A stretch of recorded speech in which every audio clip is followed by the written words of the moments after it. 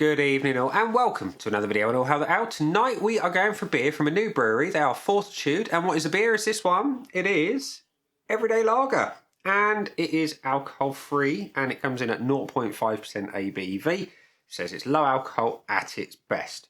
And the name kind of describes it really. It's a lager that you can drink every day. I've not tried it yet, but it says on the side of the can it's inspired by life after alcohol and a healthier way of living. Fortitude brings you a light golden coloured, easy drinking lager that you can drink anywhere, anytime with Fortitude. And there are less than 40 calories per can, and it says enjoy more in the moment. And this is quite interesting. It's got a really long BBE on it. Now bearing in mind we're in January 2021. It's got 18 months on it. It's got June 22. So yeah, it's worth stocking up on, I guess, if you want something that can last a while. And you know they're new because they are established in 2020, right in the middle of a pandemic. So much respect to the boys and girls at Fortitude for actually having the gumption and the testicular fortitude to start a business in the craziest of times. So the ingredients are listed as hops, barley, water, yeast, and potassium sorbate, and it is gluten-free and vegan as well. So yeah, let's crack on, give it a try. I have no idea what to expect because, like I say, I've not had anything from the brewery before. They do say they've got some other things working their way in the wings, ready to try. So who knows? Let's see what this is like first, and then see what they're like later. So we're going to pour into a Northern Monk glass, and the pour I expect to be pale because it's lager. So the pour is not as pale as I thought. It's got a bit more colour than I thought it would have. That pours nice in the glass.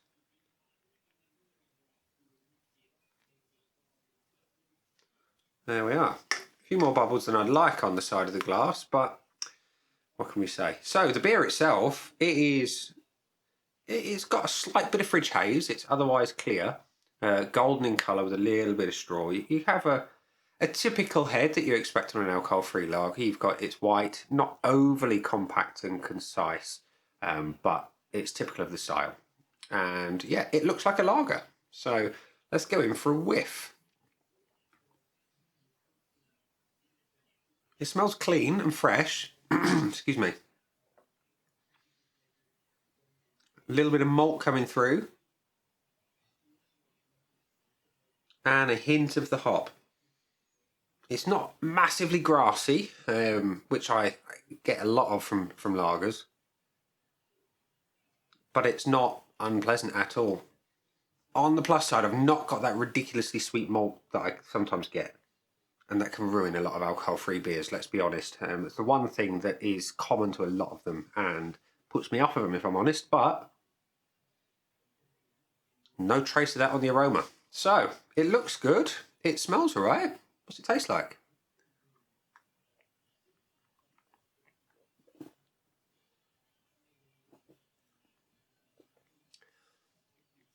It's light, it's clean, it's malty, and that's unusual for me for a lager.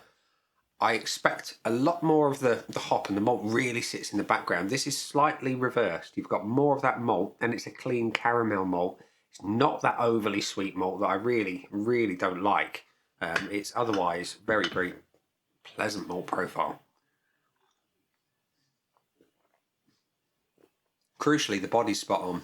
It's not light, it's not thin. It's what I would expect a full fat lager to be like in terms of the mouthfeel as well. It's smooth, it's ever so slightly effervescent, but crucially it's not overly fizzy because that can spoil a lot of drinks for me. It's much closer to what you would expect a cask ale to be like in terms of the mouthfeel. It's really quite good. As for the flavour, in terms of the hops, they do come through a little bit later. The malt is prominent, the hops sit there in the background. They are very much a supporting role here, as they are in many, many lagers. A lot of the hoppier lagers they don't taste like lager does, and for me that's probably a good thing. So I'm not a huge lager drinker, but this is much closer to what I would want to drink if I was drinking a lager. The finish is quite short and it is quite sweet, as lagers go.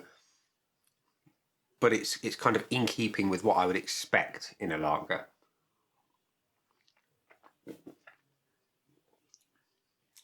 Yeah, I'm suitably enjoying that one. Yeah. So before we go to the my scoreboard of joy, we are going to visit the Untapped Aid Memoir. And as of 5 minutes ago, before recording the video, there were 4 check-ins to this beer, and Untapped at that point hadn't bothered calculating the average, but I have. So across those 4 check-ins, it come out with an average of 2.56, which is kind of in the middle. You know, it couldn't get much closer to the middle than if it tried. So there were a couple of reviews right up there, and there were a couple that are a little bit lower. It averages out in the middle. What do I think? Well, I think I've lost my bit of chalk. There it is. So my usual 5 pillars of judgment are the looks, the aroma, the body, the taste, and the finish.